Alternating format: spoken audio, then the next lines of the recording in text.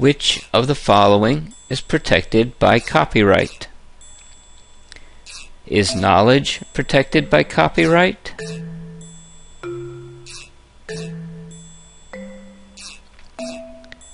Is entertainment protected?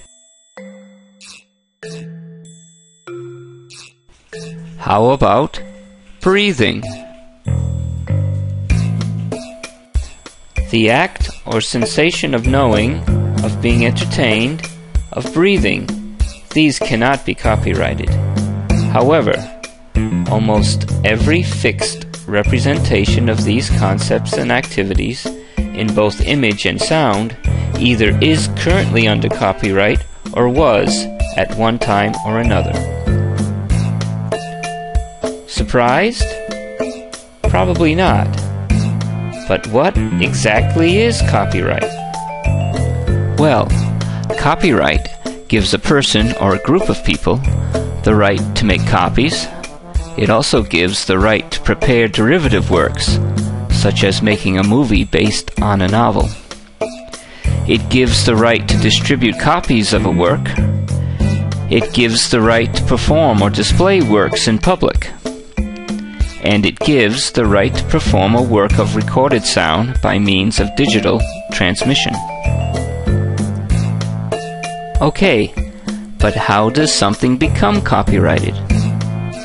Well, all it takes is a declaration of intent by the original creator of a work, reserving the right for him or herself to make any subsequent copies of that work.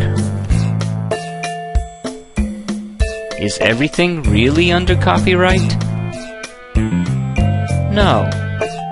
With some exceptions, copyright has an end date of 70 years after the death of the copyright holder. The rule of thumb for copyright is anything that's been published in the United States prior to 1923 is in the public domain. Does this mean if it's not in the public domain, you have to pay to use it? Well, yes and no. There is such a thing as fair use, which, while not precisely defined, does allow you to freely make copies, reproduce, and otherwise use copyrighted materials within certain guidelines. There is also something called Creative Commons, which allows for free use of materials under certain conditions. In conclusion, the upshot of all this is, if something is not yours, then it's probably copyrighted. And if it is yours, it can be copyrighted if you say so. Generally, fair use exists to allow for criticism, teaching, scholarship, and research. Essential activities all here at Brown University.